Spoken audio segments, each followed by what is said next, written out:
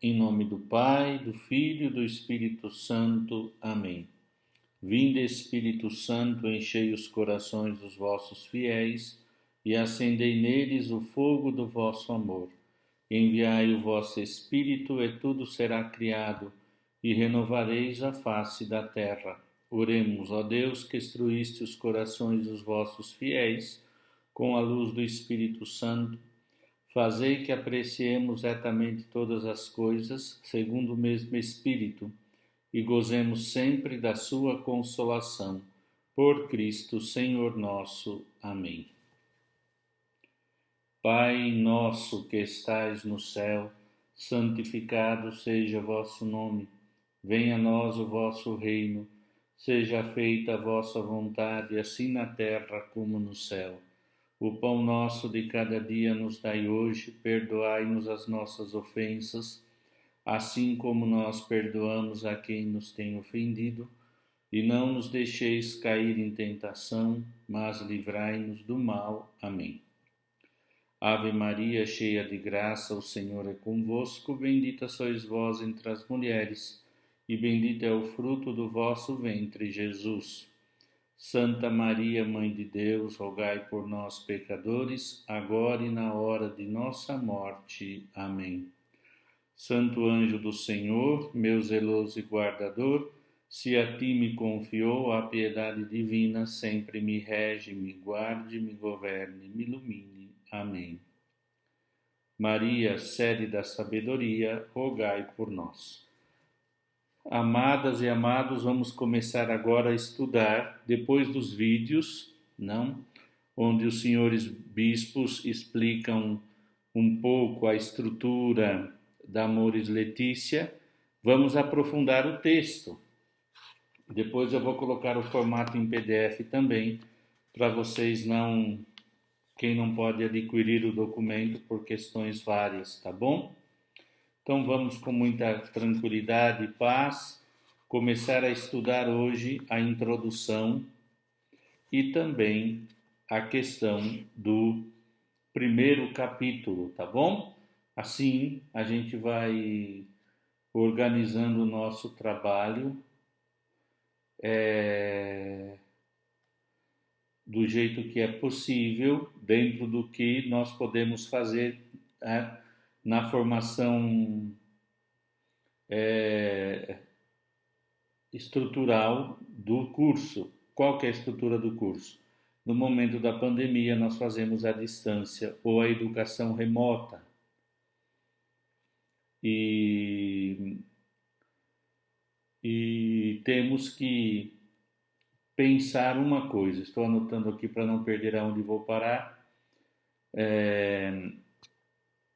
que é importante que vocês façam o roteiro de estudo, os vídeos sobre Amoris Laetitia, porque eu quero ter um estudo bem aprofundado desse documento e depois o comentário do 8º capítulo, que aqui também já tem um documento para vocês. E o Amoris Laetitia sobre o amor da família, no número 1, diz o Papa. Fiquem tranquilos, eu vou dando muito tempo para vocês, aula e roteiro, tá bom? O Papa diz assim, no número 1, acompanhem comigo, por favor. A alegria do amor que se vive nas famílias é também o júbilo da Igreja. Apesar dos numerosos sinais de crise no matrimônio, como foi observado pelos padres sinodais, o desejo de família persiste vivo nas jovens gerações. Como resposta a este anseio, o anúncio cristão que diz respeito à família é deveras uma boa notícia. Número 2. O caminho sinodal permitiu analisar a situação das famílias no mundo atual, alargar a nossa perspectiva e reavivar a nossa consciência sobre a importância do matrimônio e da família. Ao mesmo tempo, a complexidade dos temas tratados mostrou-nos a necessidade de continuar a aprofundar com liberdade algumas questões doutrinais, morais, espirituais e pastorais. A reflexão dos padres e teólogos, se for fiel à Igreja, honesta, realista e criativa, ajudar-nos a alcançar maior clareza. Os debates que têm lugar nos meios de comunicação ou em publicações, e mesmo entre os ministros da Igreja, estende-se desde o desejo desenfreado de mudar tudo sem suficiente reflexão ou fundamentação, até a atitude que pretende resolver tudo através da explicação de normas gerais, ou deduzindo conclusões excessivas de algumas reflexões teológicas. Então, aqui o primeiro ponto é: temos que aprofundar os temas sem atropelar as coisas, mas também sem ficar no genérico. Temos que analisar as situações em concreto. Número 3. Recordando que o tempo é superior ao espaço, quero reiterar que nem todas as discussões doutrinais, morais ou pastorais devem ser resolvidas através das intervenções magisteriais. Naturalmente, na Igreja é necessária uma unidade de doutrina e praxis, mas isso não impede que existam maneiras diferentes de interpretar alguns aspectos da doutrina ou algumas consequências que decorrem dela. Assim, há de acontecer até que o Espírito nos conduza à verdade completa, isto é, quando nos introduzir perfeitamente no mistério de Cristo e pudermos ver tudo com o seu olhar. Além disso, em cada país ou região, é possível buscar soluções mais enculturadas, atentas às tradições e aos desafios locais. De fato, as culturas são muito diferentes entre si e cada princípio geral, se quiser ser observado e aplicado, precisa de ser enculturado. E aqui é um discurso do Papa na Assembleia Geral dos Bispos sobre o tema da família e sobre a questão profunda da vida e dos problemas que se apresentam, como nós vamos ver. Em todo caso, número 4, devo dizer que o caminho sinodal se revestiu de uma grande beleza e proporcionou muita luz. Agradeço tantas contribuições que me ajudaram a considerar em toda a sua amplitude os problemas das famílias do mundo inteiro. O conjunto das intervenções dos padres que ouvi com atenção constante pareceu-me um precioso quadro formado por muitas preocupações legítimas e questões honestas e sinceras. Por isso, considerei oportuno redigir uma exortação apostólica pós-sinodal que recolha contribuições dos 2 sínodos recentes sobre a família, acrescentando outras considerações que possam orientar a reflexão, o diálogo ou a praxis pastoral, e, simultaneamente, ofereçam coragem, estímulo e ajuda às famílias na sua doação e nas suas dificuldades. Quinto ponto dessa introdução. Esta exortação adquire um significado especial no contexto do ano jubilar da misericórdia. Em primeiro lugar, porque vejo como uma proposta para as famílias cristãs que as estimule a apreciar os dons do matrimônio e da família e a manter um amor forte e cheio de valores com generosidade, o compromisso, a fidelidade e a paciência. Em segundo lugar, porque se propõe a encorajar todos a serem sinais de misericórdia e proximidade para a vida familiar, onde esta não se realize perfeitamente ou não se desenrole em paz e alegria. Número 6. No desenvolvimento do texto, começarei por uma abertura inspirada na Sagrada Escritura, que lhe deu o tom adequado. A partir disso, considerarei a situação atual das famílias para manter os pés no chão. Depois, lembrarei alguns elementos essenciais da doutrina da Igreja sobre o matrimônio e a família, seguindo-se os 2 capítulos centrais dedicados ao amor. Em seguida, destacarei alguns caminhos pastorais que nos levem a construir famílias sólidas e fecundas segundo o plano de Deus. E dedicarei um capítulo à educação dos filhos. Depois, determinei em um convite à misericórdia e ao discernimento pastoral perante situações que não correspondem plenamente ao que o Senhor nos propõe.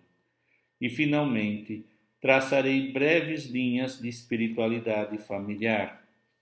Devido à riqueza que os 2 anos de reflexão do caminho sinodal ofereceram, esta exortação aborda, com diferentes estilos, muitos e variados temas. Isto explica a sua inevitável extensão. Por isso, não aconselho uma leitura geral apressada. Poderá ser mais proveitoso, tanto para as famílias como para os agentes de pastoral familiar, a aprofundar pacientemente uma parte de cada vez ou procurar nela o que precisam em cada circunstância concreta.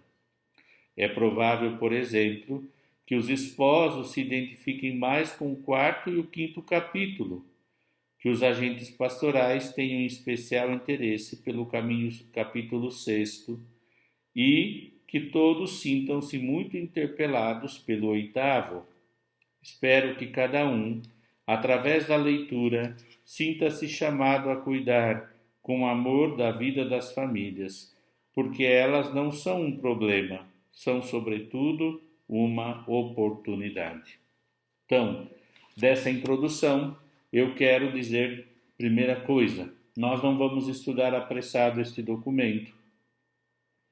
Vamos estudar com profundidade teológica e pastoral e vamos procurar, sobretudo, ver que as dificuldades, a questão do tema, é uma oportunidade e não um problema. Por isso que vamos seguir o que o Papa pede. A estrutura do documento começa pela Sagrada Escritura.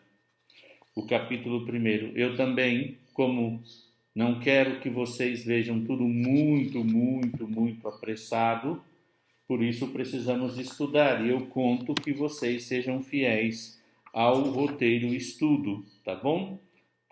Temos aí, como vocês vão ver, 9 capítulos e que nós podemos ler, estudar um pouco e vamos ver o que o tempo nos permite, tá bom? De todas as formas, muita tranquilidade, mas muita profundidade. Número 8 começa o capítulo 1, a luz da palavra. Vamos ver as fontes escriturísticas. A Bíblia, diz o Papa, no número 8, aparece cheia de famílias, gerações, histórias de amor e de crises familiares, desde as primeiras páginas onde entra em cena a família de Adão e Eva, com o seu peso de violência, mas também com a força da vida que continua, até as últimas páginas onde aparecem as núpcias da esposa e do cordeiro, as 2 casas de que fala Jesus, construídas ora sobre a rocha, ora sobre a areia, representa muitas situações familiares criadas pela liberdade dos que nelas habitam, porque, como escreve o poeta, toda casa é um candelabro. Agora, entremos em uma dessas casas, guiadas pelo salmista, através de um canto que ainda hoje se proclama nas liturgias nupciais, quer judaicas, quer cristãs. Feliz quem teme o Senhor e segue seus caminhos. Viverás do trabalho de tuas mãos, viverás feliz e satisfeito. Tua esposa será como uma vinha fecunda no interior de tua casa. Teus filhos como brotos de oliveira ao redor de tua mesa. Assim será abençoado o homem que teme o Senhor. De Sião o Senhor te abençoe, possas viver Jerusalém feliz todos os dias de tua vida, e veja os filhos dos teus filhos, paz sobre Israel. Então aqui está o primeiro tema do número 8. Tu e a tua esposa. Número 9. Cruzemos então o limiar desta casa serena com a sua família, sentada,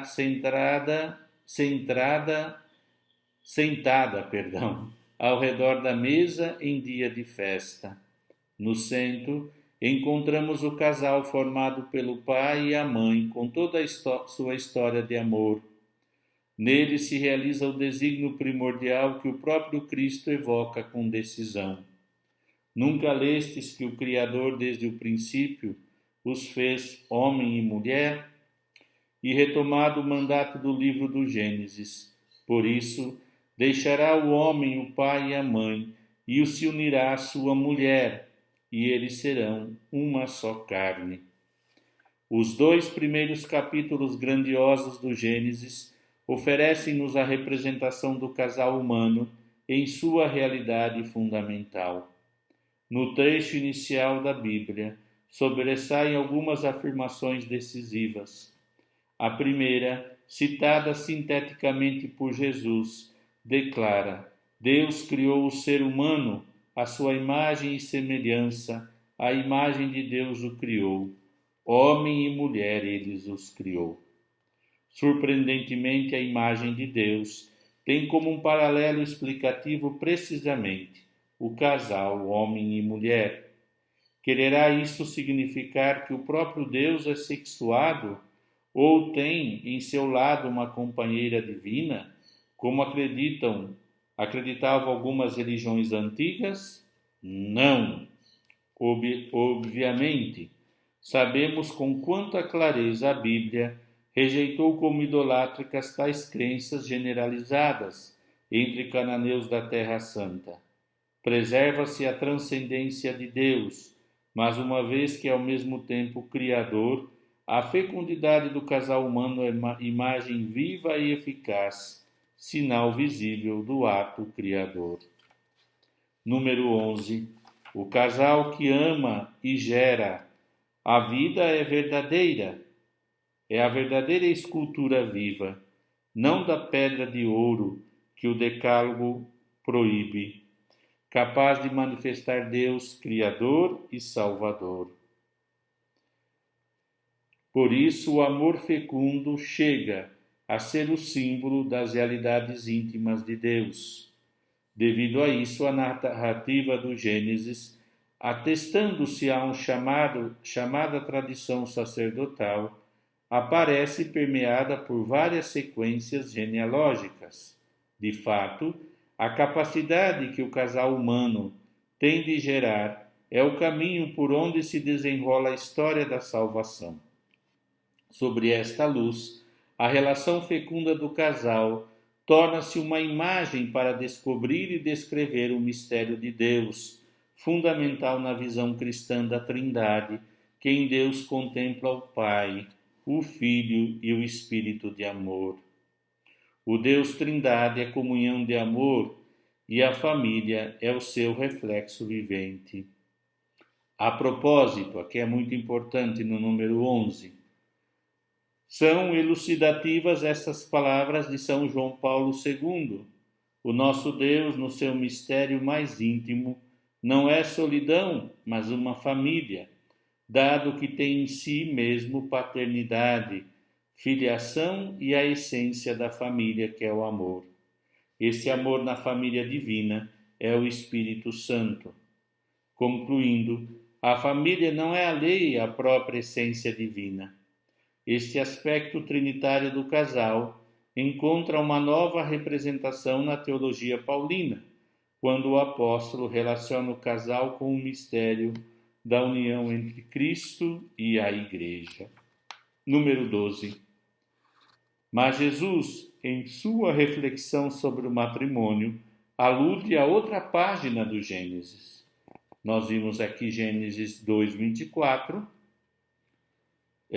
Depois o tema se aprofunda e o Papa cita João Paulo II sobre a Trindade e depois diz, no número 12, no relato, no capítulo 2, na qual aparece um retrato admirável do casal, com detalhes elucidativos.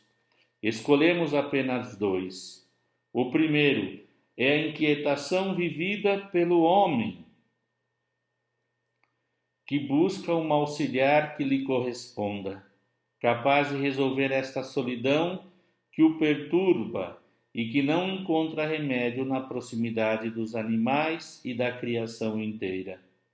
A expressão original hebraica faz-nos pensar em uma relação direta, quase frontal, olhos nos olhos, em um diálogo também sem palavras, porque no amor os silêncios costumam ser mais eloquentes do que as palavras, e o encontro com um rosto, um tu, que reflete o amor divino e constitui, como diz um sábio bíblico, o começo da fortuna, um auxílio igual a si mesmo e uma coluna de apoio. A mulher é uma coluna, não é uma auxiliar, é um sustentáculo, um bastão. Ou como exclamará a mulher no Cântico dos Cânticos, em uma confissão estupenda de amor e doação na reciprocidade: o meu amado é todo meu e eu sou dele. Eu sou para o meu amado e o meu amado é para mim. Desse encontro, número 13, que cura a solidão, surge a geração e a família. Este é um segundo detalhe que podemos evidenciar. Adão, que é também o homem de todos os tempos e de todas as regiões do nosso planeta, juntamente com a sua esposa, dá origem a uma nova família, como afirma Jesus citando Gênesis. Se unirá à sua mulher e os dois formarão uma só carne. No original hebraico, o verbo unir-se indica uma estreita sintonia, uma adesão física e interior, a ponto de se utilizar para descrever a união com Deus, como canta o orante. Salmo 63, 62. A ti está ligada a minha alma. Desse modo, evoca-se a união matrimonial, não apenas na sua dimensão sexual e corpórea, mas também na sua doação voluntária de amor. O fruto dessa união é tornar-se uma só carne, quer no abraço físico, quer na união dos corações e das vidas, e porventura no Filho, que nascerá dos dois em si mesmo, há de levar as duas carnes, unindo-as genética e espiritualmente. Bom, aqui está muito bem explicado a questão da criação do homem e da mulher e da união profunda dos dois. Os teus filhos, como brotos de oliveira, são o tema do 14 até o 18. Vamos lá. Retomemos o canto do salmista. Lá dentro da casa, onde o homem e a sua esposa estão sentados à mesa, aparecem os filhos que os acompanham como brotos de oliveira, isto é, cheios de energia e vitalidade. Se os pais são como que os alicerces da casa, os filhos constituem as pedras vivas da família. É significativo que no Antigo Testamento a palavra que aparece mais vezes depois da designação Yahvé, o Senhor, é filho, ben, um termo que remete para o verbo hebraico, que significa construir, baná. Ben, filho, vem de baná, que é o verbo construir. Por isso, em outro salmo, exalta-se os dons dos filhos com imagem que aludem, quer a edificação de uma casa, quer a vida social e comercial que se desenrolava nas portas da cidade. Se o Senhor não construir a casa, é inútil o cansaço dos pedreiros. Os filhos são a herança do Senhor, é graça sua o fruto do ventre. Como flechas nas mãos de um guerreiro, são os filhos gerados na juventude. Feliz o homem que tem uma aljava cheia deles, não ficará humilhado quando vier à porta para tratar com seus inimigos. É verdade que estas imagens refletem a cultura de uma sociedade antiga, mas a presença dos filhos é, em todo caso, um sinal de plenitude da família, na continuidade da mesma história de salvação, de geração em geração. Número 15. Sobre esta luz, podemos ver outra dimensão da família. Sabemos que no Novo Testamento se fala da igreja que se reúne em casa. O espaço vital de uma família podia transformar-se em igreja doméstica. Inesquecível a cena descrita no Apocalipse. Eis que estou à porta e bato. Se alguém ouvir a minha voz e abrir a porta, eu entrarei na sua casa e tomaremos a refeição, eu com ele e ele comigo. Esboça-se assim uma casa que abriga no seu interior a presença de Deus e a oração em comum, e por conseguinte a bênção do Senhor. Isto mesmo se afirma na aclamação final do Salmo 128, que nos serviu de base. Assim será abençoado o homem que teme o Senhor. De Sião o Senhor te abençoe. Número 16. Vem comigo, por favor. É muito bonito esse tema. A Bíblia considera a família também como local da catequese dos filhos. Vê-se isso claramente na descrição da celebração pascal. Mais tarde, explicará na Haggadah judaica, concretamente no diálogo que acompanha o rito da ceia pascal. Eis como um salmo exalta o anúncio familiar da fé.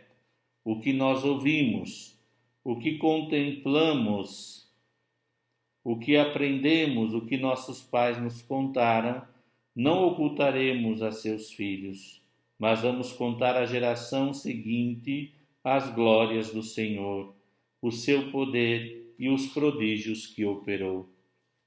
Ele estabeleceu uma regra em Jacó, pôs uma lei em Israel, ordenou a nossos pais que ensinassem os seus filhos, para que tomassem conhecimento a geração seguinte, a dos filhos que vão nascer, que por sua vez se dirão a seus filhos. Por isso a família é o lugar onde os pais se tornam os primeiros mestres da fé para seus filhos. É uma tarefa artesanal, pessoa a pessoa, e quando teu filho amanhã te perguntar, tu lhe dirás.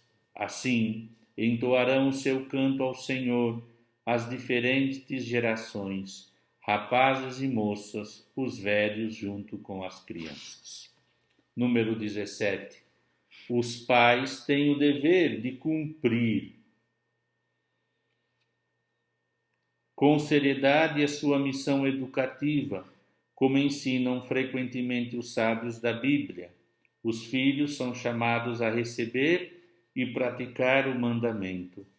Honra teu pai e tua mãe, querendo o verbo honrar indicar o cumprimento das obrigações familiares e sociais em toda a sua plenitude, sem os transcurar com desculpas religiosas. Com efeito, quem honra seu pai intercederá pelos pecados, evitará cair neles e será ouvido na oração cotidiana. Quem respeita sua mãe é como alguém que ajunta tesouros. Número 18. O Evangelho lembra-nos também que os filhos não são uma propriedade da família, mas espera-os do seu caminho pessoal de vida. Se é verdade que Jesus se apresenta como modelo de obediência a seus pais terrenos, submetendo-se a eles, também é certo que ele faz ver que a escolha de vida do filho e a sua própria vocação cristã podem exigir uma separação para realizar a entrega de si mesmo ao reino de Deus. Mais ainda, ele próprio, aos 12 anos, responde a Maria e a José que têm uma missão mais alta a realizar para além de sua família histórica. Por isso exalta a necessidade de outros laços mais profundos, mesmo dentro das relações familiares. Minha alma, minha mãe e meus irmãos são estes os que ouvem a palavra de Deus e as põem em prática.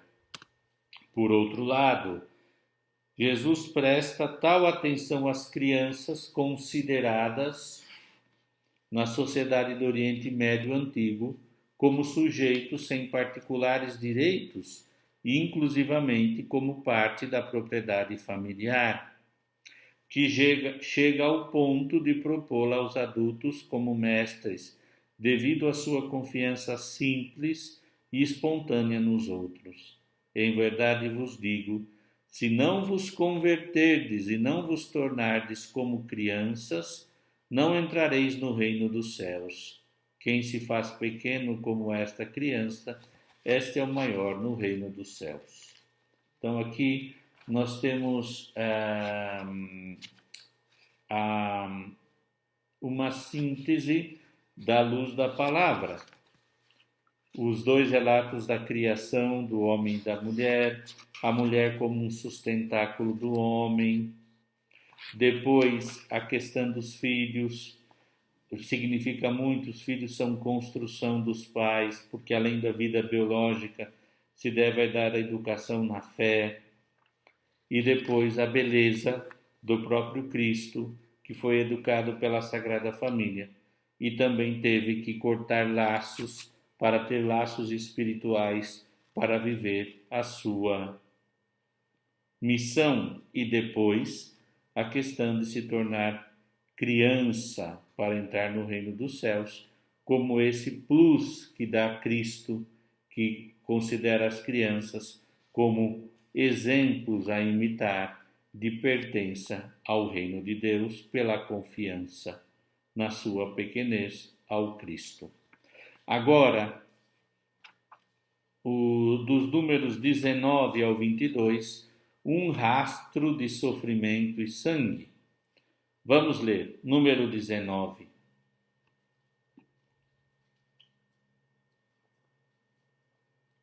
O idílio que o Salmo 128 apresenta não nega uma amarga realidade que marca toda a Sagrada Escritura. É a presença do sofrimento, do mal, da violência que dilaceram a vida da família e a sua comunhão íntima de vida e de amor. Não é de estranhar que o discurso de Cristo sobre o matrimônio apareça inserido em uma disputa a respeito do divórcio. A palavra de Deus é testemunha constante dessa dimensão obscura que assoma já nos primórdios, quando com o pecado a relação de amor e pureza entre o homem e a mulher se transforma em um domínio. Teus desejos te arrastarão para teu marido e ele te dominará. É um rastro de sofrimento e sangue que atravessa muitas páginas na Bíblia, a começar pela violência fratricida de Caim contra Abel e dos vários litígios entre os filhos e entre as esposas dos patriarcas Abraão, Isaque e Jacó, passando pelas tragédias que cobrem de sangue a família de Davi, até as numerosas dificuldades familiares que registra a história de Tobias ou a confissão amarga de Jó abandonado. Deus afastou de mim os meus irmãos e meus parentes, como estranhos me evitaram. Minha mulher enojou-se do meu hálito e tornei-me asqueroso aos filhos da minha mãe. Número 21. O próprio Jesus nasce em uma família modesta que às pressas tem de fugir para uma terra estrangeira. Entra na casa de Pedro, onde a sua sogra está doente. Deixa-se envolver no drama da morte na casa de Jairo ou no lar de Lázaro. Ouve o pranto desesperado da viúva de Naim pelo seu filho morto. Atende o grito do pai do epiléptico em uma pequena povoação rural. Encontra-se com publicanos como Mateus ou Zaqueu nas suas próprias casas, e também com pecadoras como a mulher que invade a casa do fariseu. conhece as ansiedades e as tensões das famílias, inserindo-as nas suas parábolas, desde filhos que deixam a própria casa para tentar alguma aventura, o filho pródigo, até filhos difíceis com comportamentos inexplicáveis ou vítimas da violência. Interessa-se ainda pela situação embaraçosa que se vive nas bodas pela falta do vinho, ou pela recusa dos convidados a participar nelas, e conhece também o pesadelo que representa a perda de uma moeda em uma família pobre. Nesta breve resenha, podemos comprovar que a palavra de Deus não se apresenta como uma sequência de teses abstratas, mas como uma companheira de viagem, mesmo para as famílias que estão em crise ou imersas em alguma tribulação, mostrando-lhes a meta do caminho quando Deus enxugar toda lágrima dos seus olhos. A morte não existirá mais e não haverá mais luto, nem gritos, nem dor. Aqui só queria dizer um tema que eu acho muito bonito, Mateus 21, que fala sobre filhos difíceis. Vamos ver aqui.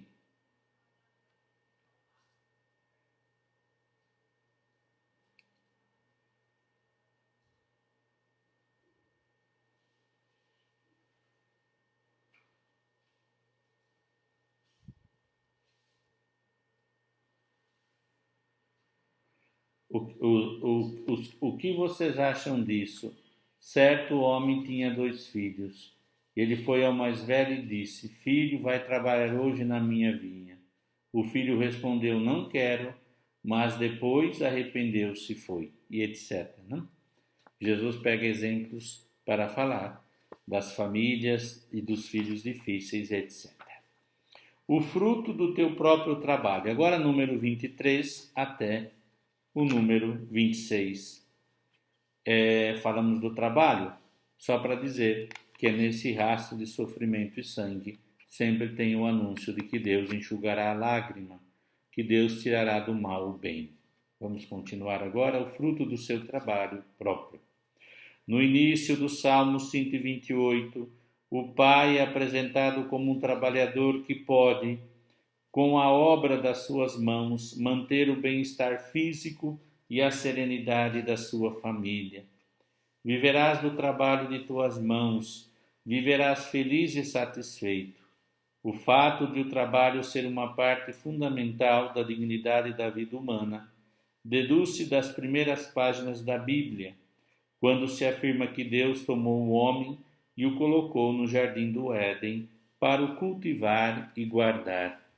Temos aqui a imagem do trabalhador que transforma a matéria e aproveita as energias da criação, fazendo nascer o pão com o suor, para além de cultivar a si mesmo. O trabalho, número 24, torna possível simultaneamente o desenvolvimento da sociedade, o sustento da família e também a sua estabilidade e fecundidade. Possas ver Jerusalém feliz todos os dias de sua vida e veja os filhos de teus filhos. No livro dos Provérbios, realça-se também a tarefa da mãe de família, cujo trabalho aparece descrito em suas múltiplas atividades diárias, merecendo o elogio do marido e dos filhos. O próprio apóstolo Paulo sentia-se orgulhoso por ter vivido sem ser um fardo para os outros, porque trabalhou com as suas mãos, garantindo-se desse modo sustento. Estava tão convencido na necessidade do trabalho que estabeleceu esta férrea norma para as suas comunidades: quem não quer trabalhar, também não coma. Número 25. Dito isto, compreende-se que o desemprego e a precariedade laboral, nesse tempo de pandemia e pós-pandemia também, como gera sofrimento, como atesta o livro de Ruth e como lembra Jesus na parábola dos trabalhadores sentados em ócio, forçado na praça da localidade, ou como pode verificar pessoalmente, vendo-se muitas vezes rodeado de necessitados e famintos. Isto mesmo vive tragicamente a sociedade atual em muitos países, e esta falta de emprego afeta de várias maneiras a serenidade das famílias. Deus quer que vivamos de modo sereno também a questão do trabalho, a questão dos bens. Número 26. Também não podemos esquecer a degeneração que o pecado introduz na sociedade, quando o homem se comporta como um tirano com a natureza, devastando-a, utilizando-a de forma egoísta e até brutal. Como consequência, temos simultaneamente a desertificação do solo e os desequilíbrios econômicos e sociais, contra os quais se levanta abertamente a voz dos profetas, desde Elias até chegar às palavras que o próprio Jesus pronuncia contra a injustiça.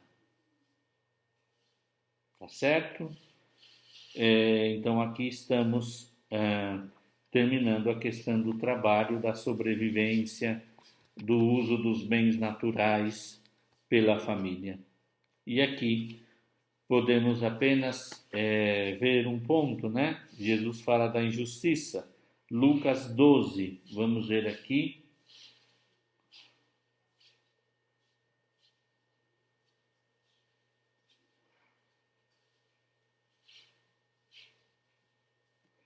No meio da multidão, alguém disse a Jesus: Mestre, dize ao meu irmão que reparta a herança comigo. Jesus respondeu: Homem, quem foi que me encarregou de julgar ou dividir os bens entre vocês? Depois disse: Atenção, tenham cuidado com qualquer tipo de ganância, porque mesmo que alguém tenha muitas coisas, a sua vida não depende dos seus bens, e etc.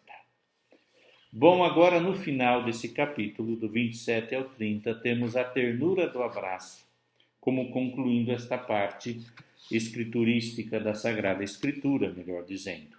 A ternura do abraço. Vamos lá, todo mundo força. Número 27.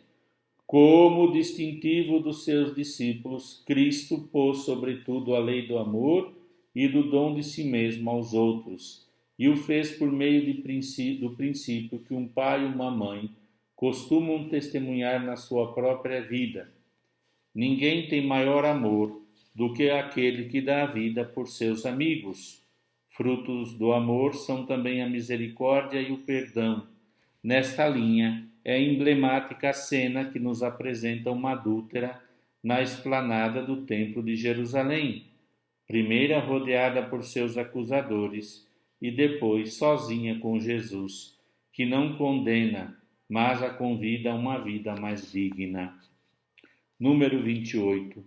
No horizonte do amor essencial na experiência cristã do matrimônio e da família, destaca-se ainda outra virtude, um pouco ignorada nesses tempos de relações frenéticas e superficiais, a ternura.